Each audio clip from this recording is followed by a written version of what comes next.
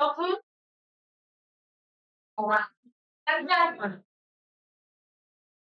Dragon तो उसका interest ही नहीं था किसी का। पढ़ाया था मैंने और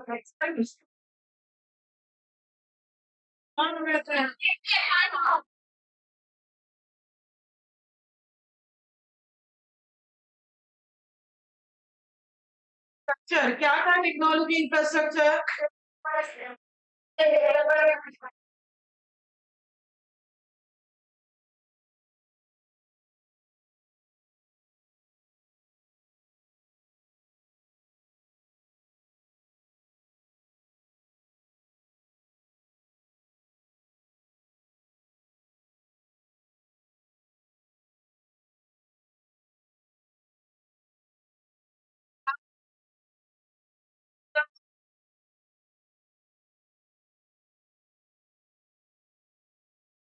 फिर इसके कंपोनेंट से मोबाइल ऐप के क्या क्या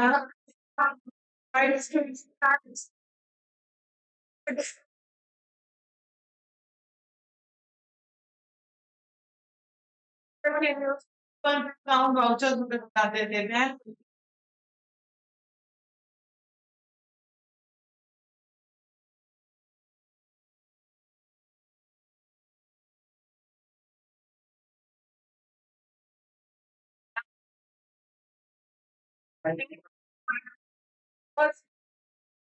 पेमेंट कर सकते हैं। नेक्स्ट कंपोनेंट टेक्नोलॉजी का क्या था? What is the digital library? It is a collection of text, audio, video, image, etc.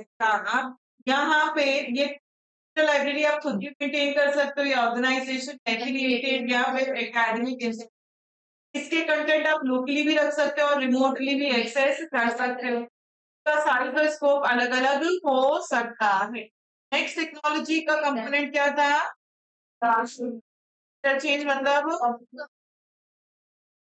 Communication of data, exchange of data from source to destination. Protocols होते हैं ताकि वहां पे कोई एरर्स ना आ जाए। नेक्स्ट कंपोनेंट क्या था बच्चों अपना ई कॉमर्स का? Internet and net. अच्छा नेटवर्क होगा उतना अच्छा अपना ई कॉमर्स चलेगा। नेक्स्ट क्या था? पोर्टल क्या होता है? इंटरफेस जिसके थ्रू कस्टमर इंटरेक्ट करेगा, वेंडर के थ्रू कस्टमर बोलेगा जो भी ई कॉमर्स का ट्रांजेक्शन करेगा। बहुत इजी होना चाहिए, होना चाहिए, क्लियर होना चाहिए। नेक्स्ट क्या था? पेमेंट के थ्रू वेंडर को अपना पेमेंट रिसीव होता है उसी फिर अपन ने क्या पढ़ा था? Architecture of the network system. Architecture में सिस्टम का डिजाइन, उसके कंपोनेंट्स कहाँ कैसे क्या अरेंज होंगे वो बताया जाता है। हमने दो तरीके के आर्किटेक्चर पढ़े, 2 टायर एंड 3 टायर। टायर मतलब यहाँ एप्लीकेशन दो पार्ट्स में बटी हुई, एक तो प्रेजेंटेशन और एक डेटाबेस। प्रेजेंटेशन में सिर्फ दिखेगा आपको प्रोडक्ट का कैटलॉग, उसके डिस्प्लेज, कैटेगरीज, उसकी क्या सेल चल रही है, क्या प्राइस है, जो आपको दिखता है। आप अमेजोन खोलते ही होम स्क्रीन पे जो आपको प्रोडक्ट्स जो दिखते हैं वो क्या होता है? आपका प्रेजेंटेशन लेयर होता है कि वहां पे प्रेजेंट रही है। प्रेजेंटेशन लेयर पे यहाँ पे सारी कैलकुलेशन, सारे जो भी आपकी वर्किंग डिफाइंड होते हैं प्रेजेंट। सेकेंड लेयर कौन सी थी? डेटाबेस। डेटाबेस लेयर में सारा डेटा सिर्फ स्टोर किया जाता है। अमेजोन के जो भी प्रोडक्ट्स आप स्टूडेंट्स का जो भी डेटा है वो आईसीआई कहाँ स्टोर करता है? अपना डेटाबेस लेयर पे अपना सारा डेटा को स्टोर। यूजर कभी भी डायरेक्टली डेटाबेस लेयर को एक्सेस कर सकता है, हाँ या ना? नहीं। अगर मुझे एक्सेस करना हो तो with the help of presentation layer में डेटाबेस को एक्सेस कर सकते हैं। अगर मैंने कोई मेरा जैसे मेरे को आईसीआई का मुझे मेरा डेटा चाहिए तो मैं सीआरओ नंबर डालकर उस डेटा को वहां से फेच कर मैं देख सकती हूँ। तो एप्लीकेशन प्रेजेंटेशन लेयर चाहिए, उसके हेल्प से आप डेटाबेस को एक्सेस कर सकते हो। एडवांटेजेस क्या थे 2 टायर आर्किटेक्चर के? यहाँ पे परफॉर्मेंस आपकी ज्यादा है। क्यों? क्योंकि वहां तो सिर्फ एक ही कंप्यूटर था, एक ही सर्वर, एक ही वही क्लाइंट था। यहाँ दो अलग अलग लोग हैं तो आपकी परफॉर्मेंस फास्ट हो गई। नेक्स्ट क्या था? प्रोसेसिंग यहाँ पे सर्वर और क्लाइंट में शेयर करी जाती है तो ज्यादा यूजर आपके इंटरेक्ट कर सकते हैं। वहां पे सिर्फ एक ही यूजर एक बार में इंटरेक्ट कर पा रहा था। बहुत सिंपल स्ट्रक्चर है, उसको सेटअप करना, मेंटेन करना बहुत आसान हो जाता है। डिसएडवांटेज क्या है, अगर यूजर्स बढ़ जाएंगे तो आपकी परफॉर्मेंस जो है वो कम होना शुरू हो जाएगी। और यहाँ पे फ्लेक्सिबिलिटी भी ज्यादा नहीं होती, अगर आपको चेंजेस करने हैं तो हर जगह जाकर, हर क्लाइंट पे जाकर चेंज, वो चीज उतनी पॉसिबल नहीं होती। अपन ने पढ़ा थ्री टायर।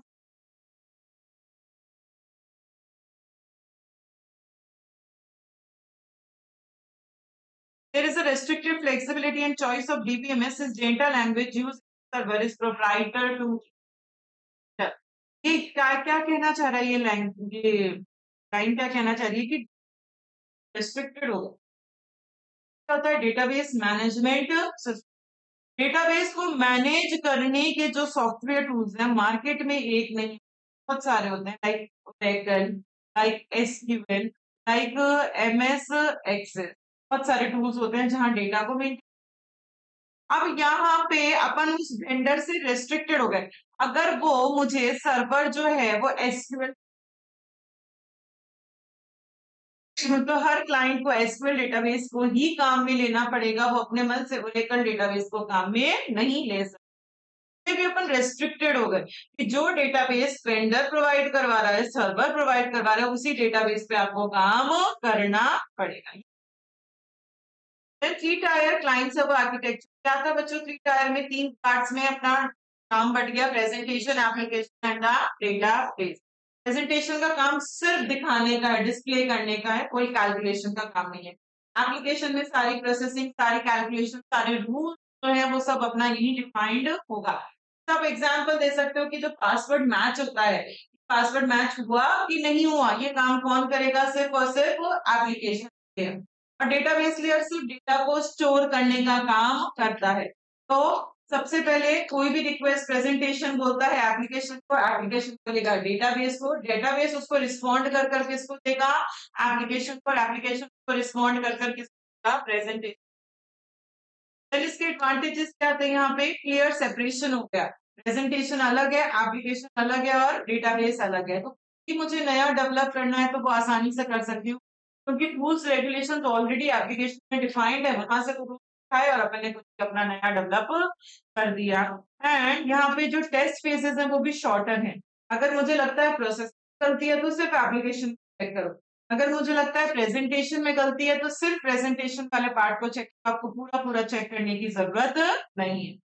नेक्स्ट इसका एडवांटेज क्या है, डायनेमिक लोड बैलेंसिंग। कि पीक आवर्स में जब बहुत ज्यादा प्रेशर बढ़ जाता है और जब परफॉर्मेंस आपकी कम होना शुरू हो जाती है, तब यहाँ पे एक सर्वर दूसरे सर्वर को अपना लोड ट्रांसफर कर सकता है। ये अपन को नहीं पता चलता, ये ऑटोमेटिक हो जाता है, एक सर्वर दूसरे सर्वर को लोड ट्रांसफर कर देता है। चेंज मैनेजमेंट, यहाँ पे कुछ भी चेंजेस करना बहुत आसान है, क्योंकि चेंजेस कहाँ करने पड़ेंगे अपन को, एप्लीकेशन लेयर में जाकर चेंज कर दो, जो भी रूल्स है हर क्लाइंट को वो चेंज करने की जरूरत नहीं। फिर इसके डिसएडवांटेजेस क्या है, मैंने कह तो दिया चेंज करना आसान है, तो बच्चों जब चेंज करने की टाइम आता है तब वो बहुत डिफिकल्ट होता है। क्यों डिफिकल्ट है, क्योंकि अभी मेरे पास इतने सफिशिएंट, इतने मेच्योर टूल्स नहीं है, और जो मेंटेनेंस टूल्स हैं जो मेंटेन करने का काम करते हैं वो भी इनएडिक्वेट। एडिक्वेट मतलब सफिशिएंट नहीं है, आपको और ज्यादा मेंटेनेंस टूल्स चाहिए जो लाइब्रेरीज को मेंटेन कर सके। लाइब्रेरी समझ रहे हो, कौन सी लाइब्रेरी बोल रहे हैं यहाँ पे, लाइब्रेरी को जो मेंटेन करने वाले इतने सफिशिएंट नहीं है, तो कॉम्प्लेक्स चीजों को मैनेज करना इतना आसान नहीं होता। क्लियर है यहाँ तक, पढ़े पढ़कर नहीं आया आर्किटेक्चर वाला टॉपिक।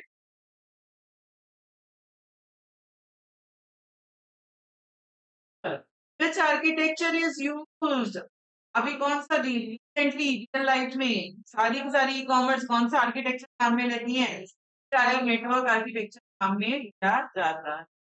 नेक्स्ट अपन टॉपिक पढ़ेंगे e commerce architecture via internet. देखो अपन दो चीजें पढ़ेंगे यहाँ, ई कॉमर्स वाया इंटरनेट, और एक अपन पढ़ेंगे e commerce via mobile apps. इन दोनों में कुछ भी फर्क नहीं है, दोनों एकदम सेम है। ई कॉमर्स का काम आप इंटरनेट के थ्रू कर रहे हो, मतलब आप डेस्कटॉप के थ्रू कर, डेस्कटॉप का मतलब लैपटॉप या फिर आपका जो कंप्यूटर्स होते हैं उनके थ्रू काम कर रहे हो। वाया मोबाइल ऐप का मतलब आप स्मार्टफोन से काम कर रहे हो। देखो 3 चीज़ें होती हैं, एक आपकी 3 लेयर्स होती हैं, प्रेजेंटेशन लेयर होती है, एक आपकी एप्लीकेशन लेयर होती है और एक आपकी कौन-सी लेयर होती है? Database layer. अभी अपन ने पढ़ा प्रेजेंटेशन का काम क्या होता है? डेटा को सिर्फ दिखाना। एप्लीकेशन का काम प्रोसेसिंग करना, रूल्स रेगुलेशंस को चेक करना और डेटाबेस का काम चीज़ों को स्टोर करना। तो चाहे वाया इंटरनेट करो, चाहे वाया मोबाइल ऐप्स करो, अभी लिखवाऊँगी आप लोगों को सब। तो एप्लीकेशन लेयर और डेटाबेस लेयर का काम तो सेम है। दोनों में सेम चीज़ें होंगी। एप्लीकेशन में भी वही है, प्रोसेसिंग को चेक करना और डेटाबेस में काम क्या है? डेटा को स्टोर करना। पर जो प्रेजेंटेशन लेयर है जिसको अपन क्या बोलते हैं? क्लाइंट भी बोलते हैं। ये सिर्फ इन दोनों में चेंज हो जाता है। क्या चेंज होता है? इंटरनेट में मतलब क्लाइंट कौन होगा? एक तो डेस्कटॉप या फिर लैपटॉप। अब लैपटॉप पे बच्चों मुझे अमेज़न ओपन करना है, तो मैं कैसे ओपन करूँगी? क्रोम पे जाकर। क्रोम क्या होता है? क्रोम क्या होता है? ब्राउज़र। आप कोई भी ब्राउज़र काम में लेते हैं, क्रोम काम में ले लो, माइक्रोसॉफ्ट एज काम में ले लो, इंटरनेट एक्सप्लोरर काम में ले लो। कोई भी क्रोम पे जाओगे, वहाँ लिखोगे www.amazon.com। तो क्लाइंट यहाँ पे 3 लोग क्लाइंट में आएंगे, डेस्कटॉप, लैपटॉप या फिर ब्राउज़र। अब वही काम अगर मैं मेरे स्मार्टफ़ोन से करती अमेज़न ओपन करने का, तो मेरा क्लाइंट में कौन-कौन होता? एक तो स्मार्टफ़ोन। स्मार्टफ़ोन पे अमेज़न कैसे ओपन होता? अमेज़न की ऐप आप ओपन करते तो आपका स्मार्टफ़ोन पे वो अमेज़न ओपन हो जाता। तो यहाँ पे कुछ भी फ़र्क नहीं है via internet and via M commerce में, सिर्फ़ एक ही फ़र्क है क्लाइंट का। वहाँ क्लाइंट में कौन-कौन आएगा? डेस्कटॉप, लैपटॉप या फिर ब्राउज़र, और यहाँ क्लाइंट में कौन-कौन आएंगे? स्मार्टफ़ोन्स और वाई ऐप्स आपकी आजकल। तो अपन कुछ लिखें।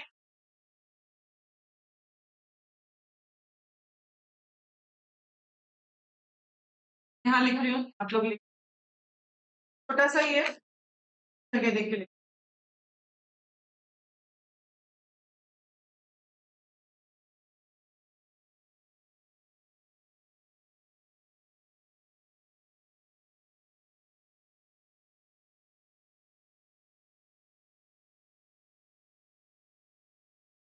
छोटा-सा ही है, लिख लो।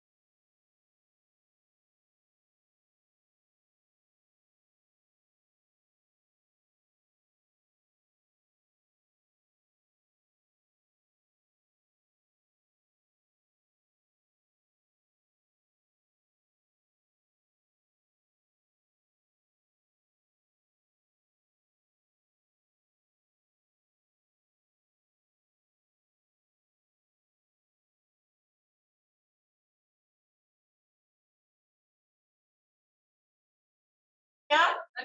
कर सकते हैं? हाँ।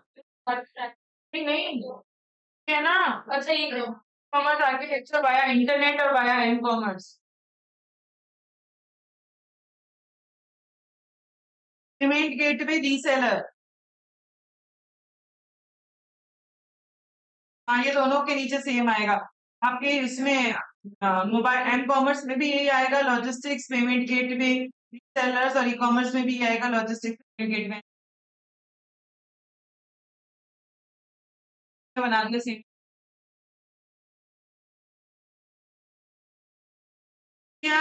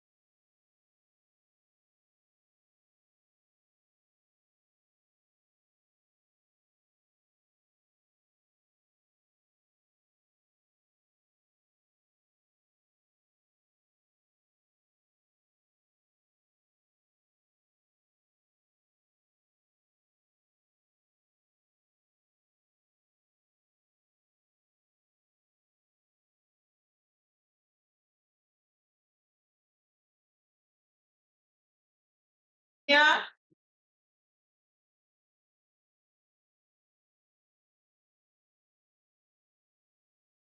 data will be stored at DBS, database structure, database system.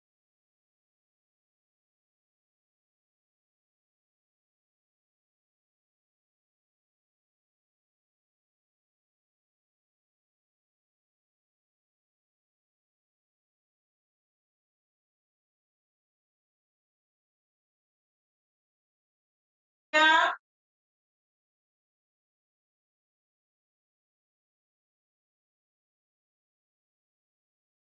database system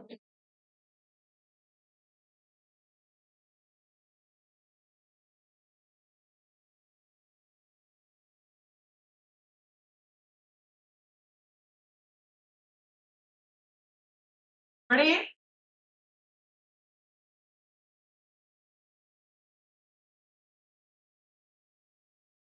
commerce architecture via internet.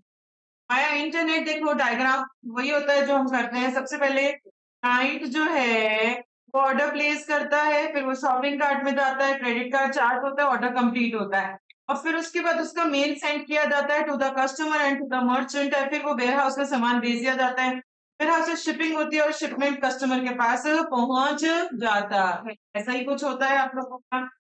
Then अगर अपन इसकी पढ़े, 3 लेयर्स होती है क्लाइंट, एप्लीकेशन और डेटाबेस। मैंने कहा एप्लीकेशन और डेटाबेस तो दोनों में सेम रहेगा। एप्लीकेशन लेयर का काम क्या था बच्चों? सारी प्रोसेसिंग, सारे रूल्स जहाँ पे वहां पे एप्लीकेशन, यहाँ पे ई मर्चेंट्स आ जाएंगे, रीसेलर्स आ जाएंगे और लॉजिस्टिक पार्टनर्स आ जाएंगे। इसका पर्पस क्या है? इसके थ्रू अपन ये चेक कर सकते हैं कि प्रोडक्ट भी अभी अवेलेबल है या नहीं है। तो वो चेकिंग का काम भी कौन करेगा? Application layer. डेटाबेस लेयर का काम क्या होता है? जहां पे सारे डेटा को स्टोर किया जाता है और डेटाबेस लेयर कभी भी कोई यूजर डायरेक्टली एक्सेस नहीं कर सकता। अगर उसको एक्सेस करनी है तो वो किसके थ्रू करेगा? एप्लीकेशन थ्रू करेगा। क्लाइंट यूजर इंटरफेस, तो वहां पे कौन कौन होंगे? वेब ब्राउजर्स, इंटरनेट यूजर्स होंगे, ब्राउजर्स होंगे, वेब सर्वर्स होंगे। तो यहाँ पे आप लिख सकते हो यूजर मतलब डेस्कटॉप या फिर लैपटॉप, ये सब होगा। वेब ब्राउजर्स होंगे और वेब सर्वर्स होंगे। ये लेयर क्या करती है? कस्टमर को कनेक्ट करेंगे to the e commerce merchant. इसकी हेल्प से ही कस्टमर जो है वो मर्चेंट से कनेक्ट कर पाता है। अगर अपन पढ़े e commerce architecture via mobile apps, M commerce. M commerce क्या होता है बच्चों? Mobile commerce. आजकल लोग मोबाइल डिवाइसेस से कॉमर्स बाइंग एंड सेलिंग करना ज्यादा परफॉर्म करते हैं, तो उसे क्या कहते हैं? एम कॉमर्स या मोबाइल कॉमर्स कहते हैं। बाइंग एंड सेलिंग, अब वायरलेस हैंडल डिवाइस से जब बाइंग एंड सेलिंग करते हो, बहुत सारे लोग मोबाइल फोन्स काम में ले रहे हैं, सिर्फ उनको एक इंटरनेट का कनेक्शन चाहिए, उनको कंप्यूटर में अपने आप को प्लग इन करने की जरूरत नहीं है। इसके लिए क्या होती है? मोबाइल पे चलाने के लिए एप्स होती हैं। एप्स क्या होती है? सॉफ्टवेयर का स्मॉल वर्जन। बहुत अच्छे से जानते हो आप लोग एप्स क्या होती हैं। कुछ एप्स ऑलरेडी आपके फोन के अंदर इंस्टॉल्ड होती हैं और कुछ एप्स को आप इंटरनेट के थ्रू स्टोर भी कर सकते हो। प्ले स्टोर पे जाकर अपन उसको डाउनलोड कर सकते हो। इन ऐप से बाइंग एंड सेलिंग परफॉर्म करना। अगर अपन देखें का डायग्राम, तो user transaction management, merchant, merchant bank. अच्छा, यहाँ तो पेमेंट का बता रखा है उसने, छोड़ दो एक बार, ये पेमेंट का भी नहीं समझ में आएगा आप लोगों को, डायग्राम छोड़ दे। अगर इसका डिस्क्रिप्शन अपन देखें तो यहाँ पे एप्लीकेशन लेयर का काम वही e merchant, resellers, logistic partners and payment gateway same है। यहाँ पे यूजर चेक करेगा कि वो प्रोडक्ट वेबसाइट पे अवेलेबल भी है या नहीं है। डेटाबेस लेयर का काम सेम है, जहाँ सारे डेटा को स्टोर किया जाता है, उसको डायरेक्टली एक्सेस नहीं कर सकता यूजर। क्लाइंट और यूजर इंटरफेस में मोबाइल एप्स आ जाएंगे, यूजर्स आ जाएंगे, स्मार्टफोन्स आ जाएंगे। ये लेयर का काम वही है, कनेक्ट करना यूजर को विद द मर्चेंट। तो चाहे ई कॉमर्स आप इंटरनेट से करो, चाहे ई कॉमर्स आप मोबाइल ऐप से करो, एप्लीकेशन और डेटाबेस लेयर तो सेम रहती है। फिर क्लाइंट लेयर में चेंज हुआ। क्लाइंट में वहां कौन कौन आए बच्चों? Desktop, laptop, web browsers, web server. यहाँ क्लाइंट में कौन कौन आए? Smartphones and mobile app. Client layer का काम क्या होता है कि कस्टमर को कनेक्ट करना with the merchant. Application layer का काम क्या होता है कि चेक करना कि वो सामान अवेलेबल भी है या नहीं है। और डेटाबेस लेयर का काम क्या होता है, सारे डेटा को स्टोर करना। और डेटाबेस लेयर को यूजर कभी भी डायरेक्टली एक्सेस नहीं कर सकता। यूजर कौन, क्लाइंट। अगर उसको एक्सेस करना है तो एप्लीकेशन लेयर के थ्रू ही वो एक्सेस कर पाए। आ गया समझ में। नेक्स्ट टॉपिक हम पढ़ेंगे that is workflow diagram for e commerce. सबसे इजीएस्ट टॉपिक है ये, कि अगर आपने कभी भी ऑनलाइन शॉपिंग की होगी तो आपको ये टॉपिक बहुत अच्छा लगेगा, बहुत इजी। ये टॉपिक एग्जाम में एक बार आ रखा है, 6 मार्क्स का एग्जाम में पूछा जा चुका है। Workflow diagram for e commerce. अगर मुझे ऑनलाइन शॉपिंग करनी है तो क्या करते हैं, सबसे पहले कस्टमर या तो ऑनलाइन ऑर्डर प्लेस करेगा या फिर फोन से। ऑनलाइन का मतलब वो अपने लैपटॉप से ऑर्डर प्लेस कर रहा है या फिर वो अपने फोन से। फिर उसके बाद वो उसका पेमेंट करता है थ्रू द क्रेडिट कार्ड। फिर वो सामान वेयर हाउस में जाता है, फिर उसकी होती है, फिर वो शिपमेंट जो है वो कस्टमर के पास चला जाता है। कभी भी वर्कफ्लो डायग्राम पूछा जाएगा, आप ये डायग्राम 100% बनाकर आएंगे। इसका डिस्क्रिप्शन पढ़ते हैं हर एक चीज का कि क्या क्या होता है, स्टेप्स क्या होते हैं। सबसे पहले आप क्या करते हो, उसमें अपने आप को लॉग इन करते हो। आप अमेजोन से शॉपिंग करना चाहते हो, बिना लॉगिन के भी को फैसिलिटी देता है, पर अपन लॉगिन वाली देख रहे हैं। सबसे पहले मुझे क्या करना है, लॉग इन करना पड़ेगा। तो कुछ कुछ मर्चेंट्स तो बिना लॉगिन के भी ये फैसिलिटी देते हैं, बट सबसे बेसिक तरीका क्या होता है, आप अपने आप को लॉग इन करो, आईडी पासवर्ड डालो। डालते ही क्या करते हो, आपको जो प्रोडक्ट पसंद है वो आप सेलेक्ट कर लेते हो मल्टीपल ऑप्शंस में। फिर उसका ऑर्डर प्लेस कर देते हो, और ऑर्डर प्लेस करते ही आप कहाँ चले जाते हो, पेमेंट गेटवे। कि आपको कैसे पेमेंट करना है, आपको सीओडी के थ्रू करना है, आपको क्रेडिट कार्ड से करना है, नेट बैंकिंग करनी है, डेबिट कार्ड करना है, कैसे पेमेंट करना है। फिर पेमेंट गेटवे पे आ गए। पेमेंट गेटवे पे कस्टमर सेलेक्ट करेगा कि मुझे कैसे पेमेंट करना है। अगर उसने सीओडी के अलावा कोई भी और मीडियम चूज किया, सीओडी के अलावा मैंने चूज किया कि मैं नेट बैंकिंग से अभी पेमेंट कर रही हूँ, तो तुरंत मर्चेंट के पास नोटिफिकेशन चला जाता है कि कस्टमर का पेमेंट आ चुका है। पर अगर आपने सीओडी सेलेक्ट किया तो एक एडिशनल चेक किया जाता है। तो अपन सीओडी सेलेक्ट कभी करते हैं तो वो दोबारा से कंफर्म करते हैं, या कोई आपसे कोई कैप्चा वो होता है, वो कहते हैं लिखकर बताओ कि आप एक्चुअली ह्यूमन बीइंग हो क्या। तो अगर सीओडी सेलेक्ट कर रहे हो तो वो एडिशनल चेक करेगा, और सीओडी नहीं कर रहे तो मर्चेंट के पास नोटिफिकेशन आ जाएगा कि कस्टमर पेमेंट कर चुका है।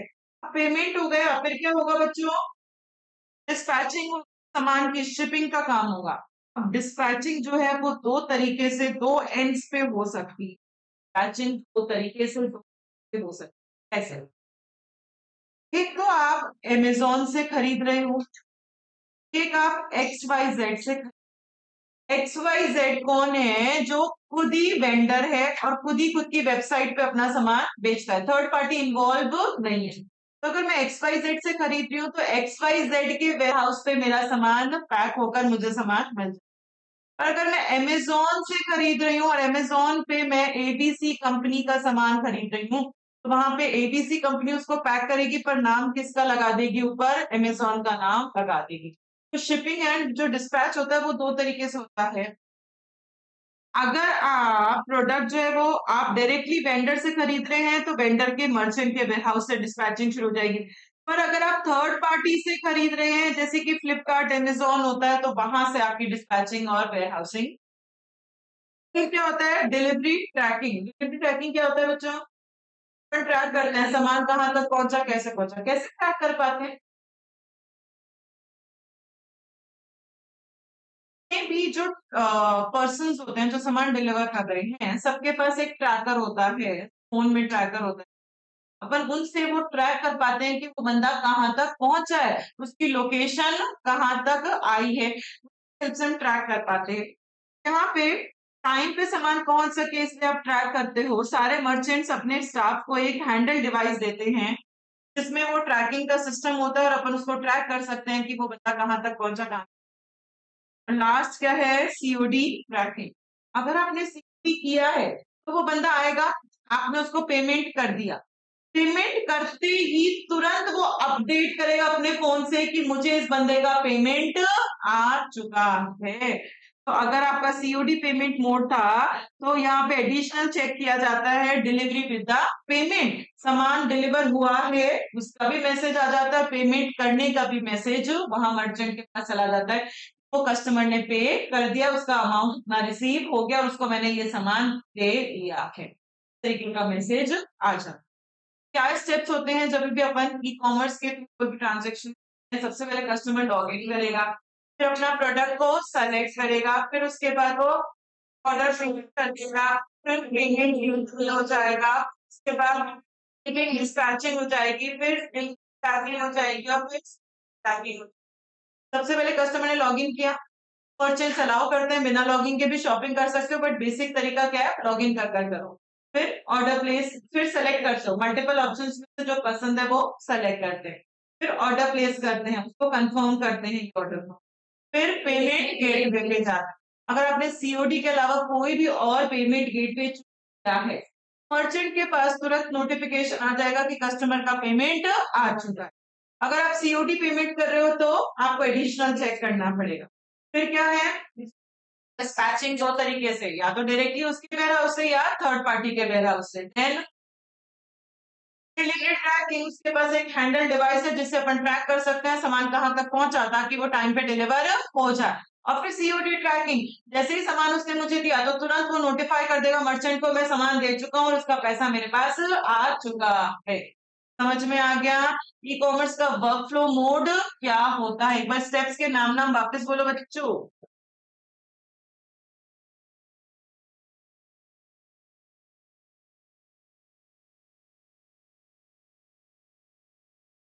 ये स्टेप्स हैं, तो स्टेप्स तो सीक्वेंस में याद होंगे और कोई भी स्टेप पर नीचे मत कर देना। नेक्स्ट अपन पढ़ेंगे रिस्क। अब ई कॉमर्स अब इतना अच्छा, गेट बंद कर दो।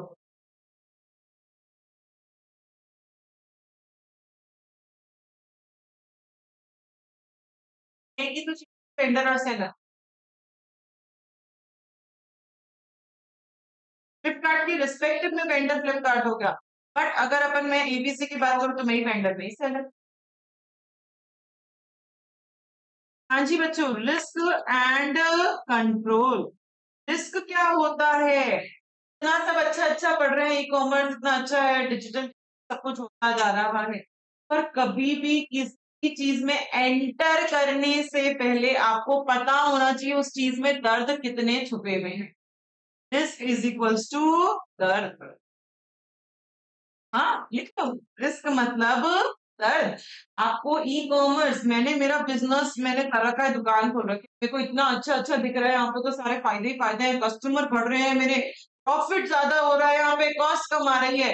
अब उसमें घुसने से पहले मुझे पता होना चाहिए कि उस फील्ड के अंदर रिस्क अवेलेबल है, फील्ड के कितने दर्द हैं। ये अपन पढ़ेंगे risk in an e business environment. Online करते हो रिस्क आता है वायरस का, हैकिंग का, पर जब अपन ई कॉमर्स करते हैं तो रिस्क होने के चांसेस बच्चों ज्यादा है या कम है? क्यों? यहाँ पे बैंकिंग भी रिलेटेड है, पेमेंट भी रिलेटेड है, पैसों की बात जहां जाती है वहां रिस्क थोड़ा सा ज्यादा बढ़ जाता है। क्या क्या रिस्क है? सबसे पहला जो रिस्क है वो है प्राइवेसी एंड द सिक्योरिटी।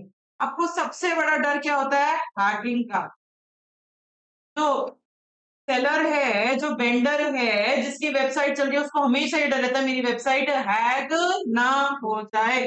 ये सबसे बड़ा डर होता है कि आपकी जो पर्सनल इंफॉर्मेशन है उसको कोई और एक्सेस ना कर ले।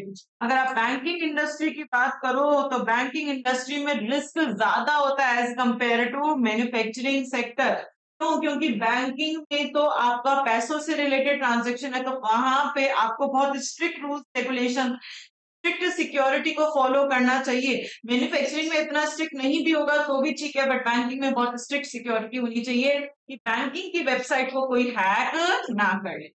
सिक्योरिटी का रिस्क मतलब हैकिंग का डर हमेशा रहता है कि कोई और मेरी पर्सनलाइज इंफॉर्मेशन को एक्सेस ना कर ले। देन नेक्स्ट है क्वालिटी इशू। क्वालिटी का इशू रहता है, ऑनलाइन कुछ खरीदते हैं तो हम देखते कुछ है, आ कुछ और क्वालिटी का जाता है, तो प्रोडक्ट देखा कुछ और था और आ गया कुछ और क्वालिटी का, ये आपको हमेशा डर बना रहता है। Delay in goods and hidden cost. कई बार क्या होता है कि सामान वो लोग कह देते हैं कि कल तक आ जाएगा, पर 10 दिन तक वो सामान आता नहीं है, तो उसकी वजह से कुछ हिडन कॉस्ट, कुछ हिडन टैक्स वगैरह भी लगे हुए रहते हैं, वो भी कस्टमर को बेयर करने पड़ते हैं। कई बार आप गुड्स को अनदर कंट्री से ऑर्डर करोगे तो आपका शिपमेंट में डिले होता है क्योंकि पोर्ट की वजह से वेदर खराब है, कस्टम क्लियरेंस की वजह से, और ये सारी हिडन कॉस्ट भी आपको हो सकता है कभी बेयर करनी पड़ जाए। Need access to internet and lack of personal touch. आपको बिना इंटरनेट के आप ई कॉमर्स का कोई ट्रांजेक्शन नहीं कर सकते और सामान को कभी पर्सनली छू कर नहीं दे सकते। जब टच ही नहीं करके देख सकते तो अपन श्योर नहीं है कि जो मैं देख रही हूँ वही सामान मेरे को मिलेगा या नहीं मिलेगा, तो वो डर हमेशा रहता है। Security and credit card issue, यहाँ पे क्लोनिंग पॉसिबल है क्रेडिट कार्ड।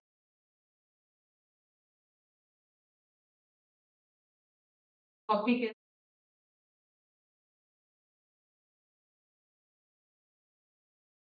सपोज मैं एक रेस्टोरेंट में खाना खाने गई।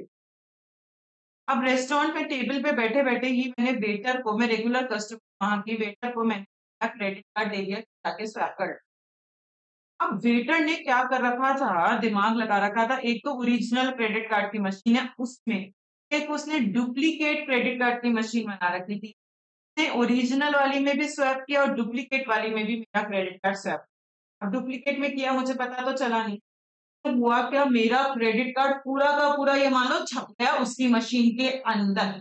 अब उसने मुझे दोबारा से मेरा क्रेडिट कार्ड लाकर मुझे दे दिया। अब फिर मैं 1 महीने तक होटल में खाना खाने नहीं गई। फिर मैंने 1 महीने बाद संभाला मेरे क्रेडिट कार्ड को, तो मेरा बैलेंस बहुत ज्यादा माइनस में चला गया। मेरे क्रेडिट कार्ड बिना चुराए, उसने एक्चुअल फिजिकल कार्ड को चोरी नहीं किया, उसने मेरे ही कार्ड की डुप्लीकेट कॉपी बना ली, फिर उससे उसने उसको गलत तरीके से उसको काम में लिया। इसे कहते हैं क्लोनिंग ऑफ क्रेडिट कार्ड या डेबिट कार्ड। तो क्लोनिंग का मतलब लिख लो सेम टू सेम, और एक लाइन और लिख लो, क्लोनिंग का मतलब बुक में लिखो, कॉपिंग of credit card information, कॉपिंग of credit card information to a new card, copying of credit card information to a new card, comma, physical card is not stolen. Physical card is not stolen.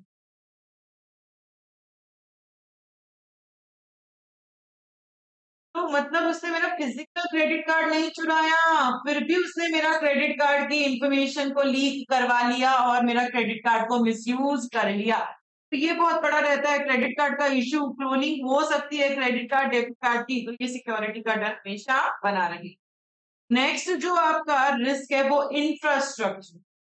अच्छा, जब online shopping करते हो, online कुछ भी खरीदते हो या बेचते हो, इंफ्रास्ट्रक्चर मतलब किसको मैं कह रही हूँ, डिजिटल इंफ्रास्ट्रक्चर तो चाहिए ही चाहिए, उसकी बैंडविड्थ अच्छी होनी चाहिए, इंटरनेट नेटवर्क अच्छा होना चाहिए, प्रोसेसिंग पावर अच्छी होनी चाहिए, स्टोरेज अच्छा होना। सिर्फ डिजिटल इंफ्रास्ट्रक्चर अच्छा है तो भी क्या कस्टमर तक टाइम पे सामान पहुंच सकता है? क्यों? वेयर हाउस भी अच्छा है, फिर ट्रांसपोर्टेशन भी अच्छा होना चाहिए, फिजिकल स्ट्रक्चर भी जो है वो इंफ्रास्ट्रक्चर अच्छा होना चाहिए, सामान नेटवर्क अच्छा है, बैंडविड्थ अच्छी है, सब कुछ अच्छा है मेरा। पर अगर जो रास्ते खराब है, रोड टूटी हुई है, तो जो सामान डिलीवर करने आ रहा है बंदा वो टाइम पे नहीं पहुंच सकता। अगर वहां से यहाँ तक ट्रेन ही नहीं चलती, बस ही नहीं चलती, बहुत सारे उसको चेंज करके व्हीकल्स फिर आना पड़ रहा है, तो वो टाइम पे कभी भी सामान जल्दी से जल्दी मुझे डिलीवर नहीं कर पाएगा।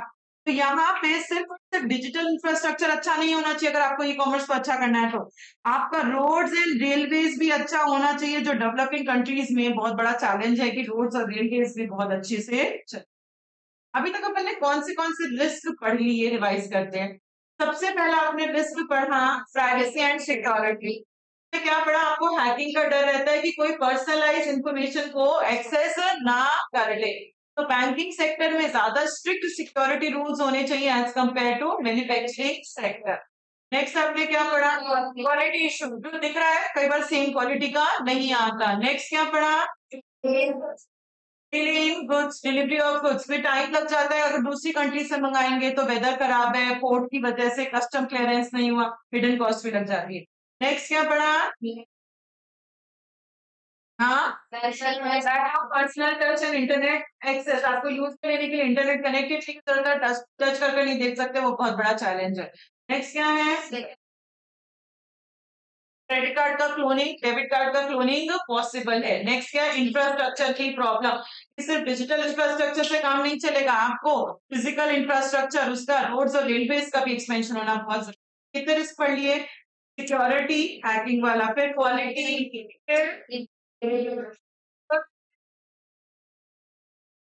फिर क्लोनिंग, क्रेडिट कार्ड और इंफ्रास्ट्रक्चर। तो सही पढ़ेंगे अभी तक। नेक्स्ट अपन पढ़ेंगे problem of anonymity. Problem of anonymity. Anonymity का मतलब क्या होता है बच्चों?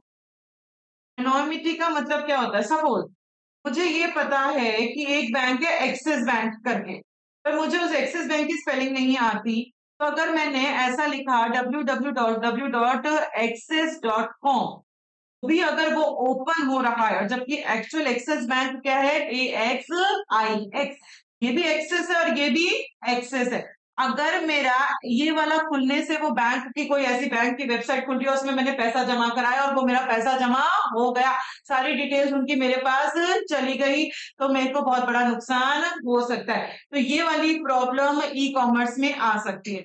एक बैंक है आपका सिटी बैंक, तो मैंने कहा सिटी बैंक की वेबसाइट ओपन कर लेना, मुझे सिटी की स्पेलिंग क्या आती है, CITY, तो सिटी और सिटी अगर इससे भी ओपन होती है, इससे भी अगर ओपन हो पा रही है, गलत गुमनाम नाम से भी अगर कुछ ओपन हो पा रहा है, तो वो बहुत बड़ा आपको रिस्क हो सकता है। ये एग्जाम्पल आप लिख लो, सिटी सिटी, एक्सेस एक्सेस, गुमनाम, जो चीजें गुमनाम होती है उसकी डुप्लीकेट नेम से भी कुछ अगर ओपन हो पा रहा है, तो इस प्रॉब्लम को क्या कहते हैं, प्रॉब्लम ऑफ एनोमिटी कहते हैं।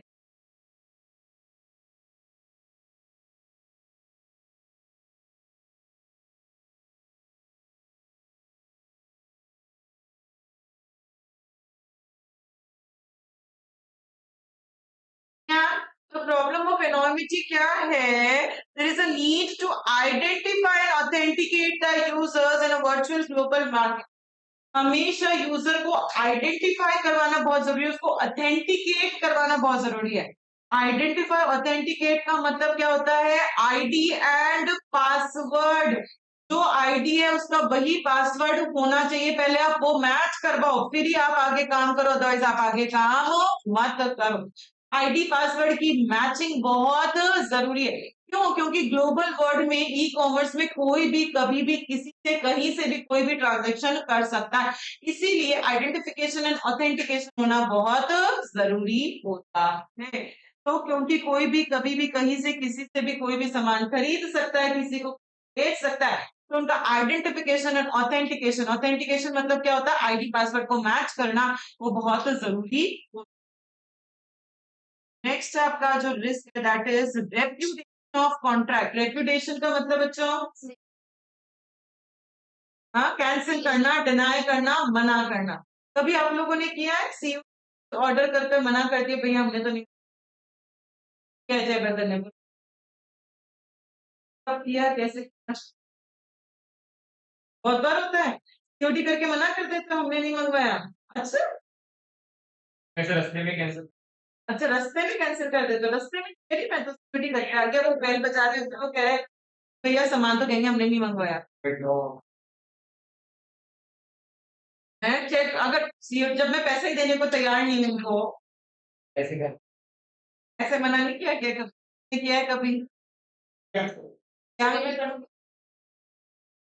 शरीफ इंसान हूँ, कुछ चला गया तो अच्छे रेपिटेशन हो गया, सामान आ गया, आपका ही सामान था, आपने मना कर दिया कि भाई मैंने तो नहीं मंगवाया।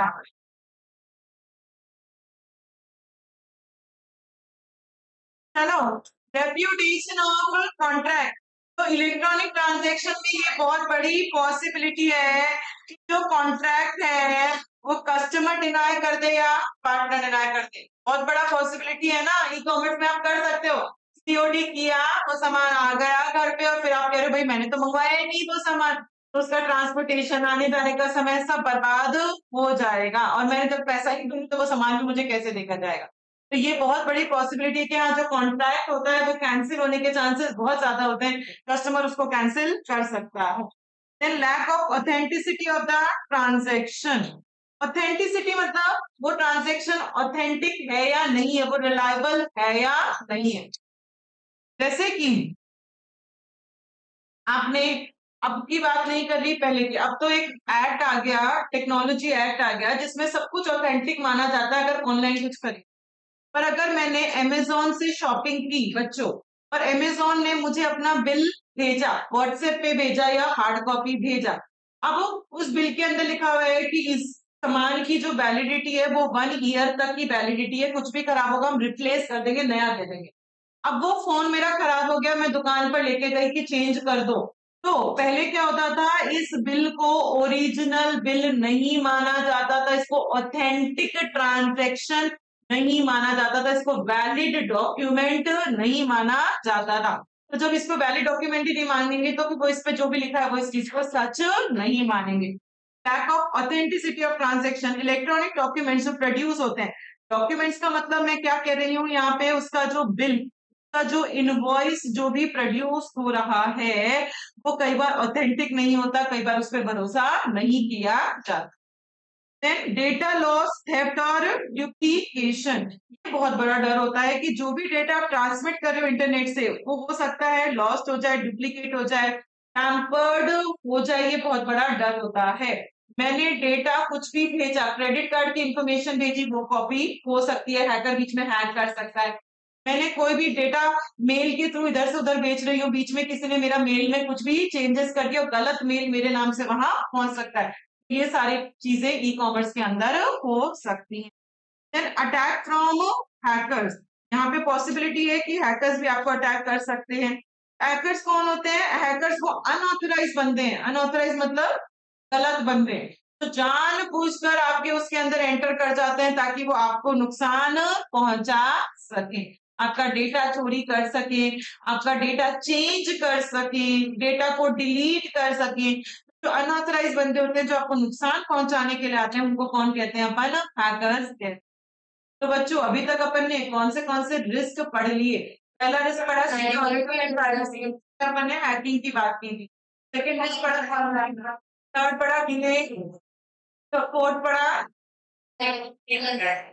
Personal touch internet access, fifth पढ़ा credit card, next internet physical भी चाहिए, फिर problem of anonymity, Axis Bank, Axis Bank, इनका ऑथेंटिकेशन आइडेंटिफिकेशन होना बहुत जरूरी है। फिर पढ़ा अपन ने हाँ प्रॉब्लम ऑफ एनोनिमिटी, फिर कॉन्ट्रैक्ट की कॉन्ट्रैक्ट आया, फिर मना कर दिया कि हम वो सामान नहीं लेंगे, डिनायल ऑफ कॉन्ट्रैक्ट। फिर ऑथेंटिसिटी ऑफ द ट्रांजैक्शन, कई बार उस ट्रांजैक्शन को जो डॉक्यूमेंट्स होंगे ऑथेंटिक, उसको वैलिड नहीं माना जाता, वो रिलायबल नहीं होता। Then hackers, attack from hackers, हो सकता है हैकर्स जो है वो अटैक कर जाए। डेटा लॉस, थेफ्ट और डुप्लीकेट। नेक्स्ट रिस्क क्या है आपका ई कॉमर्स का? That is denial of service. अब ये क्या होता है डिनायल ऑफ सर्विस?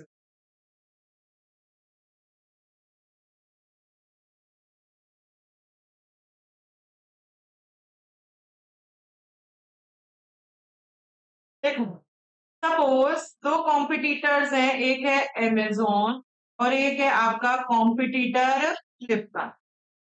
अब फ्लिपकार्ट की क्या आने वाली है? सेल आने वाली है, बिग मिलियन डे सेल आने वाली है, ठीक है।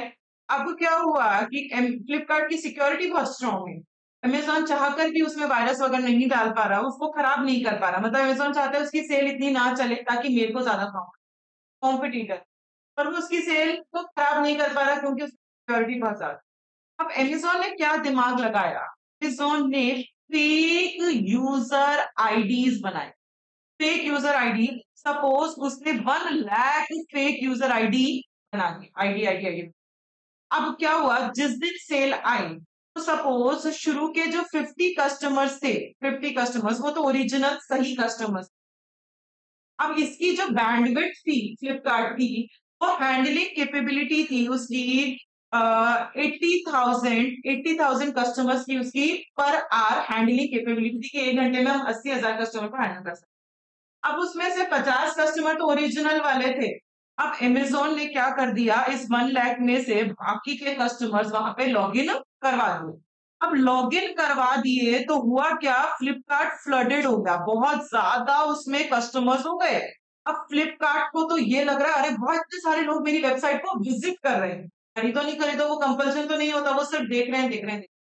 अब कोई नया ओरिजिनल कस्टमर आया, सपोज एबीसी आया, उसने फ्लिपकार्ट पे ओपन करने की कोशिश किया कि मुझे भी सेल से सामान खरीदना है, पर फ्लिपकार्ट ने कह दिया कि अभी आप थोड़ा सा वेट करो, अभी हमारी कैपेसिटी फुल है, अभी हम आपको सर्विस नहीं दे सकते।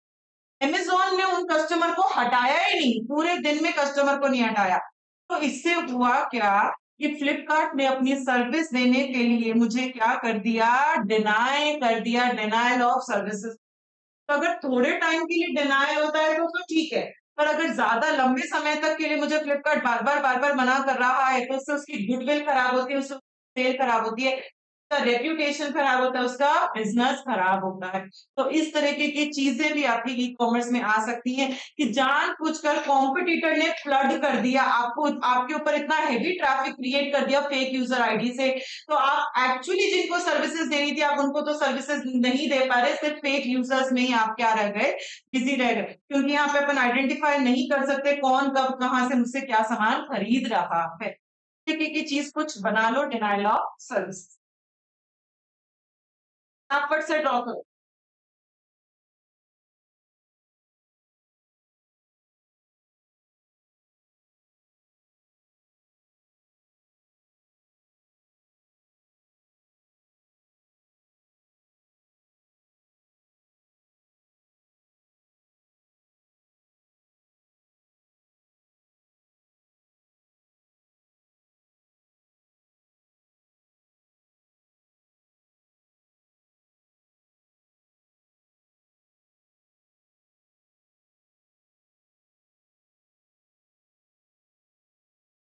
ओरिजिनल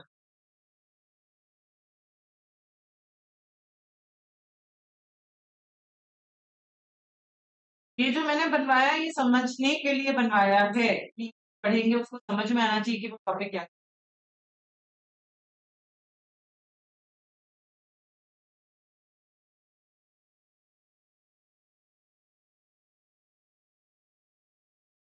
बन गया बच्चों?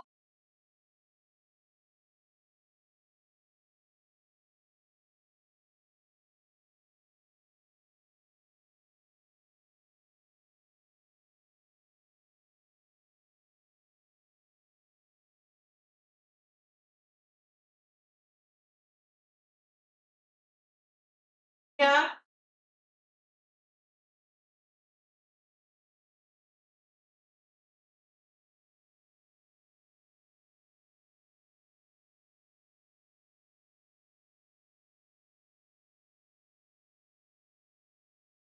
चलो इसी के अंदर एक लाइन भी लिख लो डिनाइल ऑफ सर्विसेज में, बुक में, डेटा चोरी नहीं कर सकते, बस सिस्टम को डाउन कर सकते हैं। डेटा चोरी नहीं कर सकते, बस सिस्टम को डाउन कर सकते। Generally competitors do this, generally competitors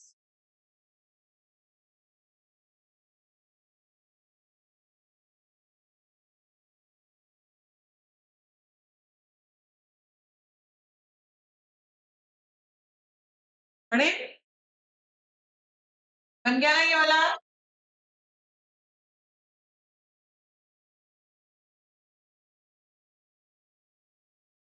Denial of services, service to the customers may be denied due to non-availability of the system, क्योंकि सिस्टम अवेलेबल ही नहीं है, या तो उस पे वायरस आ गया या फिर उस पे फ्लड्स आ गए, इतने सारे डेटा पैकेट्स आ गए, डेटा पैकेट्स मतलब इतने सारे यूजर्स आ गए कि वो उनको प्रोसेस ही नहीं कर पा रहा, तो उससे उसका नेटवर्क जो है वो कम हो गया और नए यूजर्स जो है उसकी वेबसाइट को एक्सेस ही नहीं कर पा रहे। जैसे बिजी साइट्स होती हैं आपकी Flipkart, Amazon etcetera, sites these attacks ये उनके लिए बहुत कॉस्टली है। अगर उनकी साइट बंद रहेगी तो कस्टमर खरीद नहीं पाएगा, जितने लंबे समय तक बंद रहेगी उनकी रेपुटेशन को भी उतना ही ज्यादा नुकसान ना शुरू हो जाए। नेक्स्ट है आपका non recognition of electronic transaction. ये पॉइंट वैसा सही है जो अपने lack of authenticity of transaction पढ़ा था कि उस ट्रांजेक्शन को ऑथेंटिक नहीं माना जाता। सेम पॉइंट है कि रिकॉग्नाइज नहीं किया जाता एज अ एविडेंस, आप कोर्ट में प्रूफ नहीं दे सकते। अगर कुछ ऑनलाइन अमेजोन ने कुछ खराब भेजा और उसने कहा कि ये सामान खराब आया तो हम आपको चेंज कर देंगे, ठीक है, उसने ये डॉक्यूमेंट में लिखकर भेजा, उसने चेंज नहीं किया। अगर मैं कोर्ट में उसके खिलाफ केस करने गई और मैंने कहा देखो उसने मुझे लिखकर भेजा था, कोर्ट उस चीज को पहले, अब तो मानता है कोर्ट पहले उस चीज को as a evidence, as a proof नहीं मानता था। पहले अगर मेरे पास अमेजोन का मेल आया कि हमारे पास आपका पेमेंट आ गया है, हम आपको ये सामान इस तारीख तक भेज देंगे, और उसने मुझे वो सामान नहीं भेजा, मेरा पैसा खा गया अमेजोन, और मैं कोर्ट में उसके खिलाफ केस करने गई और मैंने मेल दिखाया कोर्ट को कि देखो अमेजोन ने मुझे मेल कर रखा है, तो कोर्ट उसको as a evidence, as a proof, as a legal document, as a recognition उसको नहीं मानता था। जितने भी इलेक्ट्रॉनिक ट्रांजेक्शन होते हैं, चाहे डिजिटल सिग्नेचर्स हो, तो एज अ एविडेंस कोर्ट में प्रूफ नहीं किए जा सकते। देन नेक्स्ट है आपका lack of audit trails. Audit trails क्या होता है? ऑडिट को जो चेक करने के लिए जो वाउचर्स होते हैं, लिख लो, ऑडिट के लिए वाउचर्स। ऑडिट ट्रेल्स का मतलब वाउचर्स।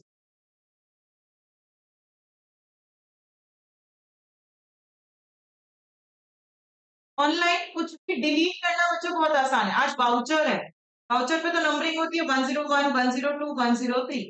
कोई भी वाउचर गायब होगा तो वो नंबर गायब हो जाएगा, आपको पता चल जाएगा कि ये वाउचर गायब है। हार्ड कॉपी की बात। सॉफ्ट कॉपी में आपके ट्रांजेक्शन है, अगर 2-4 ट्रांजेक्शन आप डिलीट भी कर दोगे तो किसी को कुछ पता नहीं चलता है, तो उससे ऑडिट होने में दिक्कत हो सकती है। जो ऑडिट ट्रेल चाहिए आपको वो लैकिंग हो सकते हैं, हो सकता है वो इनकम्प्लीट हो, या हो सकता है वो इतने ज्यादा हो या उनके ऊपर कोई भी किसी ने कोई डेटा भी चेंज कर दिया हो, सब कुछ उनका चेंज किया जा सकता है। एंड लास्ट है इसके अंदर प्रॉब्लम ऑफ पायरेसी। पायरेसी का मतलब लिख लो चोरी, चोरी करना, चोरी। जैसे कि मूवीज आती हैं बच्चों, वैसे तो मूवीज वो आपको थिएटर में जाके देखनी चाहिए, पर उसका पायरेटेड वर्जन आपको नेटफ्लिक्स पे मिल जाएगा, आपको अमेजोन प्राइम पे उसका पायरेटेड वर्जन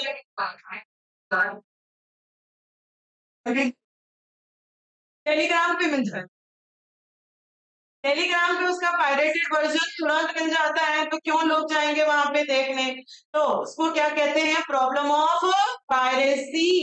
यहाँ पे जो इंटेलेक्चुअल प्रॉपर्टीज होती हैं, इंटेलेक्चुअल मतलब जो बहुत इंपॉर्टेंट डॉक्यूमेंट्स होते हैं, कॉपीराइट, वो हो सकता है इतने एडिक्वेटली प्रोटेक्टेड ना हो, इतने अच्छे से उनको सेफ्टी नहीं मिल पाती, क्योंकि वो अगर प्रॉपर्टी ई कॉमर्स के थ्रू ट्रांजेक्शन होगा तो वो इतना सेफ नहीं होगा। तो बच्चों क्या क्या रिस्क बोले, देखते हैं हमें कितने नाम याद है। सबसे पहला था सिक्योरिटी, क्वालिटी,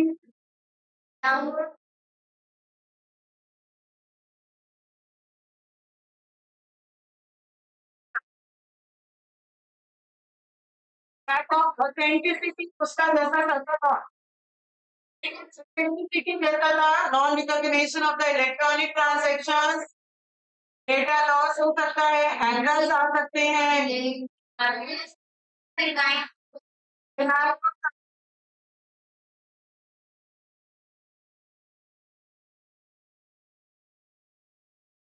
और अपन कितने बोल पाएंगे? काउंट करो कितने हैं।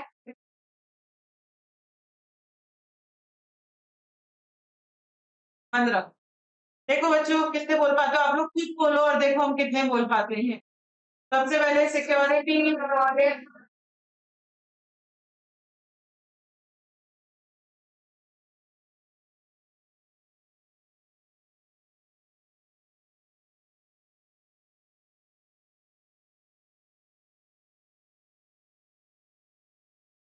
10, 10 तक बोल पा रहे हैं। चलो ठीक।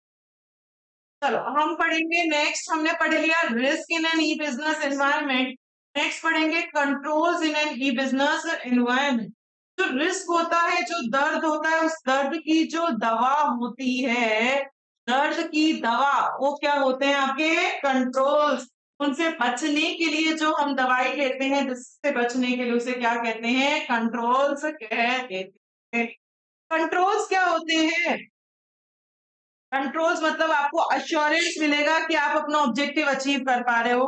ऑपरेशनल इफेक्टिवनेस मतलब आप काम एफिशिएंटली इफेक्टिवली कर पा रहे हो, आपकी फाइनेंशियल रिपोर्ट्स रिलायबल है, आप सारे रूल्स रेगुलेशंस के साथ काम कर रहे हो। इसकी जब एश्योरेंस मिलती है वो किससे मिलती है? कंट्रोल से मिलती है।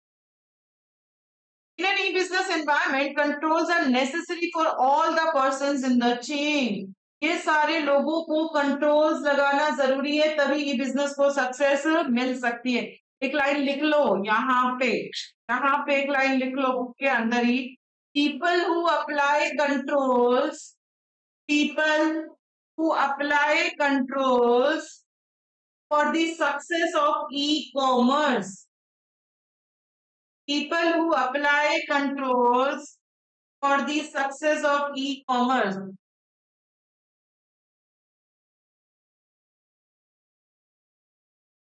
किन किन लोगों को कंट्रोल्स लगाना पड़ेगा तभी ई कॉमर्स का सक्सेस हो सकता है, ये टॉपिक अपन पढ़ेंगे इसके। सबसे पहले यूजर्स जो उसको यूज में लेते हैं, तो हमेशा जेन्युइन यूजर ही ई कॉमर्स को यूज में लेना चाहिए, क्योंकि रिस्क रहता है कि कोई भी उसको हैकर हैक ना करे। तो मतलब यूजर जेन्युइन कैसे होगा? हमेशा कुछ भी ई कॉमर्स का काम करो आईडी पासवर्ड के साथ करो, ताकि बीच में कोई हैकर उसको हैक ना कर सके। देन सेलर्स एंड बायर्स जो बेचने वाले लोग हैं, उनको क्या कंट्रोल लगाने की जरूरत है? उनको उनको अपने बिजनेस को अगर सक्सेस दिलवानी है तो बहुत सारा पैसा लगाना पड़ता है, उनको प्रॉपर कंट्रोल्स लगाने पड़ते हैं। लाइक प्रोडक्ट का कैटलॉग, प्रोडक्ट प्रॉपर्ली डिस्प्लेड होना चाहिए, तभी उनके बिजनेस को सक्सेस मिल सकती है। प्राइस कैटलॉग, उसकी प्राइस बहुत ज्यादा भी नहीं होनी चाहिए और प्राइस पूरी डिटेल में मेंशन होनी चाहिए कि ये प्राइस है, इस पे ये टैक्स लग रहा है, ये सर्विस चार्जेस लग रहे हैं, ये चार्जेस लग रहे हैं। आपको डिस्काउंट्स वगैरह दे रहे हो तो वो बहुत अच्छे से मेंशन होना चाहिए। प्रोडक्ट हम कब कैसे क्या रिटर्न कर सकते हैं वो मेंशन होना चाहिए। अगर आपने सीओडी के थ्रू कैश रिसीव किया तो उसकी proper accounting, proper balance sheet entry होनी चाहिए। तो यहाँ पे सेलर्स जो है वो क्या कंट्रोल्स, किन किन चीजों पे कंट्रोल लगा सकते हैं? प्रोडक्ट पे, प्राइस पे, डिस्काउंट पे, रिटर्न पे और सीओडी के काउंटिंग के ऊपर कंट्रोल। अब सिर्फ उनके कंट्रोल से काम नहीं चलेगा, जो गवर्नमेंट है, सरकार है, उसको क्यों कंट्रोल लगाने की जरूरत है बच्चों? ये सब चीजों पे प्रॉपर टैक्स लग रहा है नहीं लग रहा, और कोई गलत सामान, इलीगल सामान तो ऑनलाइन नहीं बेच रहे ना, तो सरकार एक तो टैक्स से रिलेटेड कंट्रोल लगाएगी और देखेगी कि सारा सामान इलीगल है ना, ड्रग्स वगैरह तो आप ऑनलाइन सेल नहीं कर रहे ना। ये कंट्रोल्स कौन देखेगा? सरकार। नेटवर्क सर्विस प्रोवाइडर, नेटवर्क कौन देता है मुझे? जियो, तो इंटरनेट प्रोवाइड कर रहा है, लिख लो जियो इंटरनेट। तो अगर आपका नेट ही खराब हो जाएगा तो आपका ई कॉमर्स का ट्रांजेक्शन अच्छा नहीं हो पाएगा। तो हमेशा आपका जो नेटवर्क है वो अवेलेबल होना चाहिए और वो सिक्योर होना चाहिए, उसका कोई डाउन टाइम नहीं होना चाहिए, वो धीरे नहीं होना चाहिए। इंटरनेट की स्पीड हमेशा अच्छी रहनी चाहिए। नेक्स्ट है आपका टेक्नोलॉजी सर्विस प्रोवाइडर। टेक्नोलॉजी क्या होता है? टेक्नोलॉजी मतलब क्लाउड कंप्यूटिंग। अगर आपको अपनी वेबसाइट चलानी है तो कोई भी दुनिया की वेबसाइट हो, अगर उसको चलानी है तो उसको अपने आप को कहाँ रखना पड़ता है? क्लाउड पे रखना पड़ता है, तभी वो वेबसाइट चल सकती है, अदरवाइज वो वेबसाइट नहीं चल सकती है। तो अगर जो मुझे बंदा क्लाउड दे रहा है, अगर वो बंदा अपनी सर्विसेज फेल कर देगा तो मेरी वेबसाइट भी फेल हो जाएगी। तो टेक्नोलॉजी सर्विस प्रोवाइडर्स, यहाँ पे नेटवर्क को छोड़कर बाकी जितने भी लोग हैं वो सब टेक्नोलॉजी में आएंगे, लाइक क्लाउड कंप्यूटिंग एप्लीकेशन, तो वो हमेशा अवेलेबल होने चाहिए। लॉजिस्टिक सर्विस प्रोवाइडर, लॉजिस्टिक्स कौन है बच्चों? ट्रांसपोर्टेशन, जो बंदा कुरियर वाला बंदा है, अगर वो सामान धीरे पहुंचा रहा है, वो सामान तोड़कर ला रहा है, तो मैं दोबारा कभी ई कॉमर्स से सामान नहीं खरीदूंगी, सक्सेस नहीं हो सकती।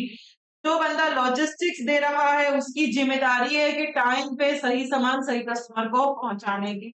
एंड लास्ट, जो पेमेंट गेटवेज आप काम में ले रहे हो वो efficient, effective and full proof होने चाहिए।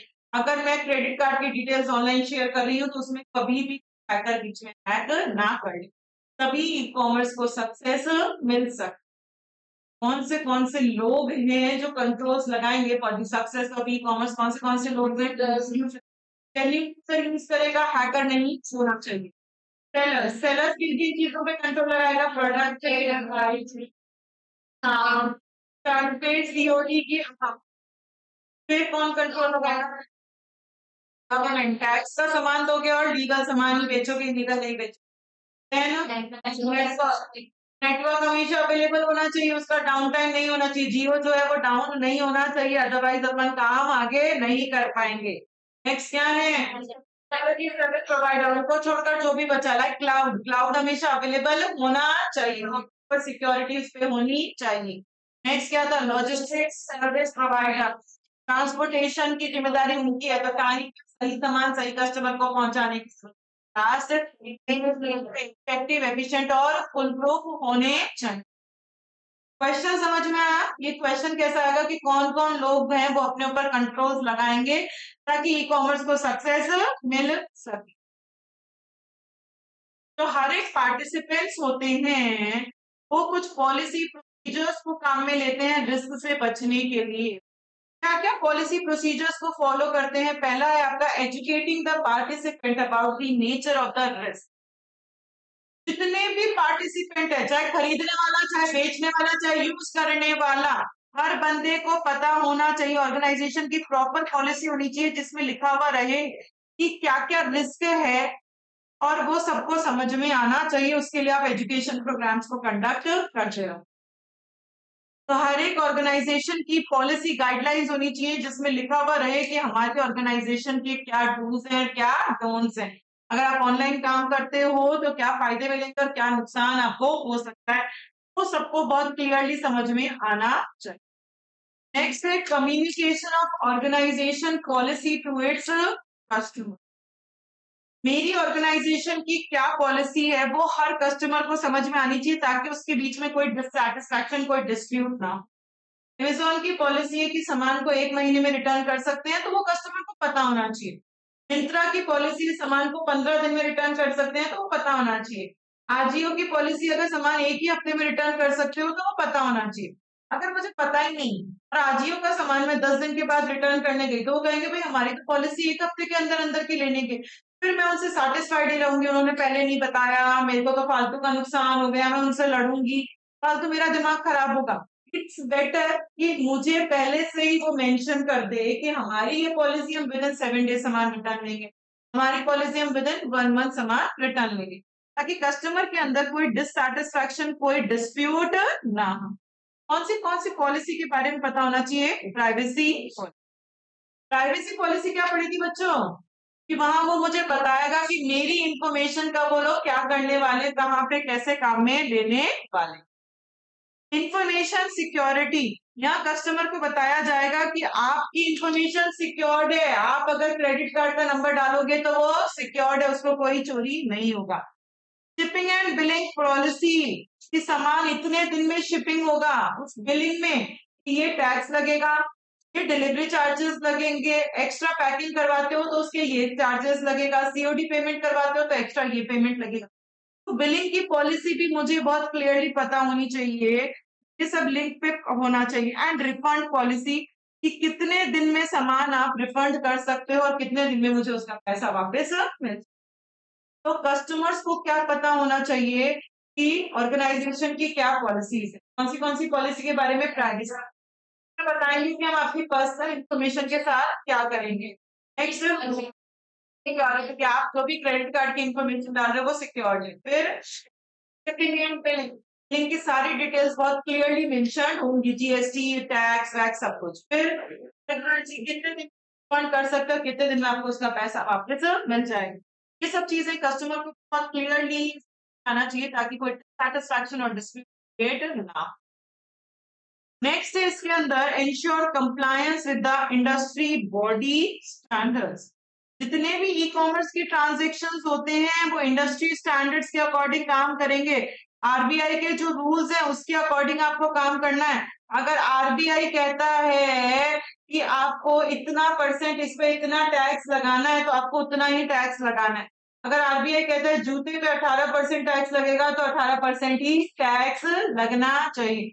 तो जो इंडस्ट्री है, अगर कपड़ा बाजार में मैं काम करती हूँ तो क्लोथ इंडस्ट्री के जो रूल्स हैं कि कपड़े पे 15% जीएसटी लगेगा, तो मैं कोई भी कपड़ा बेचूं ई कॉमर्स पे हमेशा मुझे 15% उस पे जीएसटी लगाना ही पड़ेगा। तो जो इंडस्ट्री में आप काम कर रहे हो उस इंडस्ट्री के स्टैंडर्ड्स के अकॉर्डिंग आपको काम करना ही पड़ेगा। लास्ट इसके अंदर है protect your e commerce from intrusion. ये कौन होते हैं इंट्रूडर्स? कौन होते हैं जो बिना परमिशन के मेरे सिस्टम में घुस जाते हैं, उन लोगों को क्या कहा जाता है? इंट्रूडर। जैसे वायरस वगैरह जो आ जाते हैं बिना परमिशन के आपके सिस्टम में।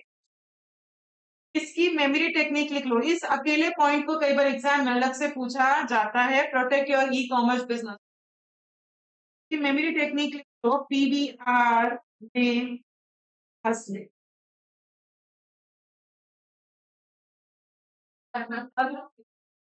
PVR क्या होते हैं? Movie theatres. थिएटर में जाके समझते हो, अच्छी मूवी देखते हो तो कॉमेडी पिक्चर देख रहे हो, ओके। PVR में हंसले।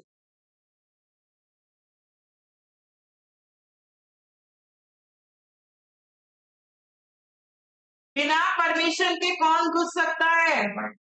वायरस। तो आप अपनी वेबसाइट को, अमेजोन जो है, अगर उसकी वेबसाइट में वायरस आ गया, वो 1 महीने बाद चेक कर रहा है कि मेरी वेबसाइट में तो वायरस आ गया था और सब खराब हो गया, 1 महीने की सारी सेल्स पानी में मिल जाएंगी, सारा पैसा पानी में मिल जाएगा। इसलिए इतने टाइम बाद चेक मत करो, आप डेली अपनी वेबसाइट को चेक करो कि उसमें कोई वायरस तो नहीं आ रहा ना, क्योंकि अगर वो आ गया तो आपका वैल्यूएबल डेटा का बहुत ज्यादा लॉस हो सकता है। ई कॉमर्स में वायरस आने के चांसेस बहुत ज्यादा होते हैं, क्योंकि कोई भी कस्टमर कभी भी कहीं से भी काम कर लेता है। इसीलिए आपके पास वायरस प्रोटेक्शन एनवायरनमेंट होना चाहिए। बिना परमिशन के और कौन घुस सकता है? हैकर्स। हैकर्स कौन होते हैं? तो आपके सिस्टम की वेबसाइट को हैक कर लेते हैं। फिर पासवर्ड्स। हमेशा आपको अपना password time to time change करते रहना चाहिए, और जो पुराने एम्प्लॉय का पासवर्ड है वो डिफरेंट होना ना चाहिए। पुराना जो बंदा था उसका पासवर्ड था 1234, अब वो छोड़कर चला गया मेरी ऑर्गेनाइजेशन। अगर वो कहीं और बैठकर भी मेरी ऑर्गेनाइजेशन का वो लॉगिन पेज ओपन कर पा रहा है और उसपे अगर 1234 डालने के बाद वो पेज ओपन हो पा रहा है, ये चीज गलत है।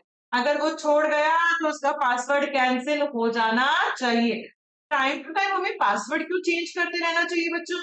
सिक्योरिटी के लिए टाइम टू टाइम आपको अपना पासवर्ड को चेंज करते रहना चाहिए। आपको अपने सॉफ्टवेयर को भी अपडेट करते रहना चाहिए। सबसे पहले तो उसमें फीचर्स नए आते हैं, इसीलिए हम अपडेट करते हैं। उसका रीजन सबसे बड़ा अपडेशन का क्या होता है? इसकी सिक्योरिटी बहुत इंक्रीज हो।